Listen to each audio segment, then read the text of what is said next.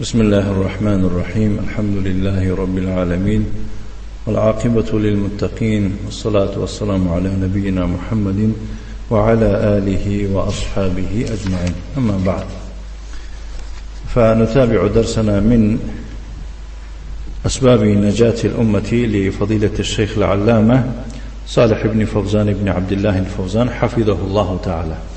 اینک ما درسوی خود را دوام میدهیم از کتاب اسباب نجات الامه، یعنی سبب های نجات امت، از آن شیخ علامه صالح بن فوزان بن عبد الله الفوزان حفظه الله تعالی.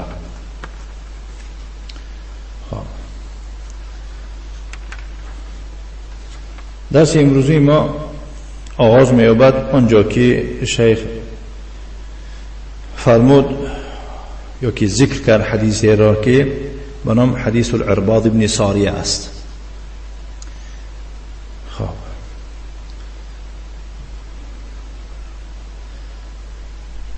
يعني ونبينا صلى الله عليه وعلى آله وسلم في آخر حياته وعد الناس كما في حديث العرباض بن ساریه رضي الله عنه. شیخ می فرماید که پیغمبر ما صلی الله علیه و علی آله و سلم در آخری حیات خود، در لحظه های آخری حیات خود و مردم موعظه کرد، شکلی که در حدیث عرباض بن ساریه رضی الله عنه آمده است. گفت این کس صلی بنا رسول الله صلی الله علیه و علی آله و سلم ذات یوم، یک روز پیغمبر الله صلی الله علیه و علی آله و سلم به ما نماز گزارید. ثم اقبل علینا بوجهه، بعد از آن روبروی ما ایستاد. فوعدنا موعظة بلیغه، بس برای ما موعظه خیلی هم سخت کرد. ذرفت منها العیون، در نتیجه از این موعظه یعنی که سخت، چشمها یعنی که از آب دیده پر شدند. و وجلت منها القلوب، و قلبها همه در ترس در آمدن. فقال رجل، یک نفر گفت یا رسول الله، این از حاضرین یک نفر گفت ای پیغمبر الله، کأن هذه موعظة مودع، یعنی این موعظه که تو کرده ایستادی به مانند موعظه آن کسی که خیر و منظور کرده ایستاده، سفر کننده است. فماذا تعهد الینا، تو به ما چی عهد داری؟ تو به ما یعنی که چی عهد و چی توصیه و چی یعنی که دستور خواهی داد؟ قال، گفت اوصیکم بتقوى الله والسمع والطاعه، من به شما سفارش میدهم که تقوای الله را به خود گیرید و گوش کنید و اطاعت کنید به رهبران خود. و این عبدا حبشی، گرچنده که در سر شما یک راهبر باشد که او از بنده حبشی باشد، یعنی از ملت شما نباشد، از محله شما نباشد، فهمیدید؟ از قوم شما نباشد، فهمیدید؟ فإنه من يعش منكم بعدي فسيرى اختلافا كثيرا، چون که کسی از شما پس از من، یعنی پس از وفات من زنده ماند، باید که اختلافی اختلافی بسیار را ببیند. فعليكم بسنتي و سنت الخلفاء الراشدين المهديين، اکنون برای خاطر از این اختلاف، از این فتنه ها خلاص شدن یگانه راه چی بوده است؟ شما باید که چنگ به سنتی من بزنید، سنتی مرا به خود لازم بگیرید و سنتی خلیفه های راشدین از جمله ابو بکر و عمر، عثمان، علی رضی الله عنهم. تمسکوا بها، اینها را سخت بگیرید. و عدوا علیها بالنواجذ، و به دندانهای کلان آنها را سخت بگزید. و ایاکم و محدثات الامور، و از کارهای نوآوری خودداری کنید. فإن كل محدثة بدعه، زیرا هر کاری نوآوری در دین این بدعت است. و کل بدعت ضلاله، تمامی بدعت ضلالت است به استثناء. فهمیده؟ بارک الله فیکم. حدیث ابو داود در سننش روایت کرده است، در کتاب سنه و به لزوم الجماعت. ترمذی روایت کرده است در کتاب علم و به آنچه که درباره یعنی که اخذ به سنت و اجتناب از بدعت. و ابن ماجه روایت کرده است فهمیدین؟ بارک الله فیکم. و امام احمد در مسند روایت کرده است. فهمیدین؟ بارک الله فیکم. همینها از حدیث العرباض بن ساری رضی الله عنه. این حدیث خودش دلالت کرده در وقتی فتنه باید که چنگ به سنت پیغمبر صلی الله علیه و آله و سلم زده شود. اما این حزبی ها باشند، اما این اهل بدعت باشند، چی میگویند در بین مردم؟ یعنی که سنت پیغمبر را دست نزنید که اختلاف می شود، یعنی که چی می شود؟ فتنه می خیزد و هكذا. النبي صلى الله عليه وآله وسلم في هذه الوصية أوصانا بتقوى الله. پیغمبری الله صلی الله علیه و آله و سلم در این وصیت به ما چنین سفارش می‌دهد که ما باید که تقوای الله را به خود گیریم، ما باید که تقوادار باشیم، ما باید از الله تقوا بکنیم. و هی کلمة جامعة تجمع خصال الخیر كلها. تقوا این یک کلمه فراگیرنده است که تمام خصلت‌های خوب را در داخل خود دارد. فهمیدید؟ والتقوى معناها أن تجعل بينك وبين ما تخاف وقاية تقيك منه. يعني تقوى چیست؟ معنای تقوى چنین است که تو میان خود و میان آنچه که از او خوف میبری یک سپر قرار میدهی که این سپر تو را از همون چیزی میترسیدگی نگه میدارد. تقيك من المحذور، یعنی این سپر تو را از هر چی که خوف و ترس و هراس دارد از او نگه می دارد. تجعل بینک و بین الرمضاء وقایة تقی رجلک. برای مثال این یک سپری هست که نگه می دارد تو را، یعنی میان تو و میان، یعنی که گرما یک سپری هست که پای تو را نگه می دارد که مثال پای تو نمی سوزد. و بینک و بین شوکی. و این تقوا یک چیز است که به مانند یک پای افزار است که پای تو را نگه می دارد بین پای تو و بین مثلا خار. یک سپر می شود که در پای تو خار نمی زند. وقایة تجعل بینک و بین السلاح وقایة. مثلا این تقوا یک یعنی سپری هست که در میان تو و در میان سلاح در آمده، سلاح نمی ماند که به طرف تو روانه شود. وقایة تقیک منه. خلاص تقوا یک سپر است که تو را نگه می دارد از سلاح. تجعل بینک و بین الحر والبرد. تقوا یک سپر است که به مانند یک چیز نگهبانه که تو را از گرمی و از خنوکی ها نگه می دارد، از سرما. وقایة تقیک منه. یک سپر است که تو را زمین ها نگه می دارد. هذا فی الامور المحسوسه. این درباره یعنی که کارهایی که و حس کرده می شود صحبت رفته شده است. و كذلك تجعل بینک و بین غضب الله و عقابه و بین النار وقایه. تقوا یک چیز است که این میان تو و میان غضب الله و جزای الله و میان عذاب الله داخل شده یک سپر می شود که همه اینا بچی می شود بتقوى الله عز و جل، به تقوی الله عز و جل. اکنون این تقوا کدام وقت به وجود می آید؟ بفعل اوامره و ترک نواهیه.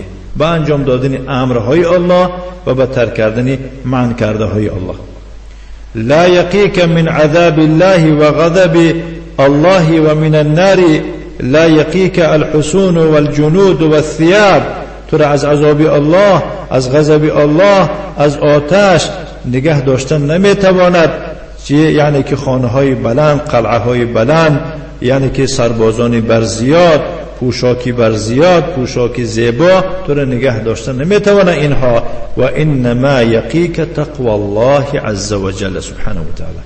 فقط تو را نگه می داشتگی چیز یگانه این تقوی الله عز و جل است. این هم بفعل اوامره و ترک نواهیه، با انجام دادن امرهای الله و به ترک منع کرده های الله می شود. تقوا همین است. ثم قال، بعد از آن پیغمبر صلی الله علیه و آله و سلم می فرماید که والسمع والطاعه. دیگر بعد از تقوا با چی بود است؟ دیگر از سبب و باعث نجات امت چیست؟ با گوش کردن و اطاعت کردن راهبریت می شود. و ان تأمر علیکم عبد. اگرچه در سر شما رهبر یک بنده حبشی باشد. هذا من اسباب النجاة ان الامة تطيع وتسمع لولي امرها حتى يكون لها جماعة. یعنی این هم یکی از سببهای نجات است، چون امت اطاعت میکند و گوش فرا میدهد برای رهبرش، حتی یکون لها جماعه، تا برای امت باید که جماعت باشد، و یکون لها دوله، و تا برای امت یعنی دولت باشد، و یکون لها قوه، برای یعنی که امت قوه باشد، و یکون لها جنه، و برای یعنی امت باید که سپر باشد که تتقی بها الاعداء، به طفیل این یعنی که سپر از دشمنها خودش نگه دارد. الله سبحانه و تعالی میفرماید در قرآن عظیم الشان در سوره آل عمران در آیت 103: واعتصموا بحبل الله جمیعا ولا تفرقوا. همه یک جای بر اسمان الله چنگ بزنید، یعنی بالقرآن و سنه.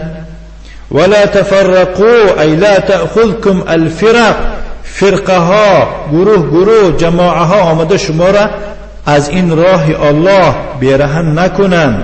لا تفترقوا معناش همین است که فرقه ها، گروه ها، جماعه ها، حزب ها آمده شما را فریب کرده از قرآن و سنت دور نکنن، چه که این حزب ها فریفته شدن. ولا تتم الجماعة الا بقیاده، الا بامام. و جماعه نمی شود به رهبریت و به امام. ولا تتم القيادة الا بسمع و طاعت لولی الامر. نگاه کنید، و رهبری هم به وجود نمی آید مگر به اطاعت و گوش فرا نهادن یا گوش کردن نسبت رهبری دولت. ما لم یأمر بمعصیت الله، تا آندمی که رهبر یا که رهبریت به معصیت الله امر نکند. و این کان عبدا حبشی، اگر چند که رهبر شما یک بنده یعنی که حبشی باشد. مهما کان هذا الامیر، چی خیلی که نباشد این رهبر، حتی ولو کان لیس له نسب عربی، گرچند که این رهبری که بالای شما رهبری میکند نسب عربی هم نداشته باشد و نسب قبیلی از قبیلی شما هم نباشد. فالعبرة لیست بالنسب، اعتبار یعنی که به نسب و به ملت و به محله نیست. و انما العبرة بالمنصب، و که بالمنصب این اعتبار به چی؟ اعتبار به همین یعنی که منصبش می باشد. منصب این مقام کلان است. فولی امر المسلمین یطاع، بس رهبری که و کارهای مسلمان ها را رهبری میکند رئیس شده است و یا اطاعت کرده می شود. لان هذا من مصلحت المسلمین، زیرا اینکه این هم از جمله فایده است که به فایده مسلمان هاست. یحصل به جمع الکلمه، به طفیل اطاعت کردن رهبر یعنی که همه یک سخنه می شود. الا ما استثناه الرسول صلی الله علیه و آله و سلم من قوله لا طاعة لمخلوق في معصیة الخالق، مگر در اون حینه که رسول الله صلی الله علیه و آله و سلم او را استثناء کرده است، خیلی که گفته است که اطاعت نیست برای مخلوقی که در معصیت خالق است. حدیثه بغوی روایت میکن در شرح سنه، فهمیدم بارک الله فیکم. و امام احمد یعنی که در مسندش روایت میکند، فهمیدید؟ نه و دیگران. فهو لا یطاع فی المعصیه، رهبر را اطاعت کردن نمیشود در معصیت، لكن یطاع فی ما عدا المعصیه، ولی در غیر معصیت باید که رهبر اطاعت کرده شود. ليس معنى ذلك انه اذا امر بمعصیه اننا نخرج عليه ونشق العصا.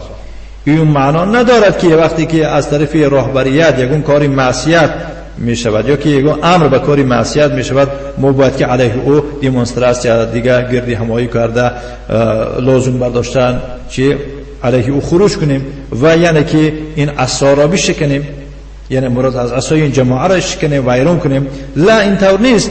بل لا نطیعه فی تلك المعصیه، بلکه ما فقط راهبر در همون خود معصیت اطاعتش نمی کنیم و بس. لكن نطيعه في الامور الاخرى التي ليس فيها معصيه، ولی واجب است لازم و حتمی است که ما باید راهبر اطاعت کنیم در دیگر اموری که در اون امور یگان معصیت نیست، کاری بی‌زیب نیست، مخالف شریعت نیست. بارک الله فیکم. بعد از آن ان شاء الله پیغمبر صلی الله علیه و آله و سلم بیان روشنی می اندازد در آینده، یعنی که مثال کنیم چی روی میدهد، چه خیلی اختلافات می شود. این ان شاء الله درسی آینده ان شاء الله خواهیم گذاشت. نکتفی و صلی اللهم و سلم علی نبینا محمد و علی آله و اصحابه و سلم تسلیما مزیدا والحمد لله رب العالمین.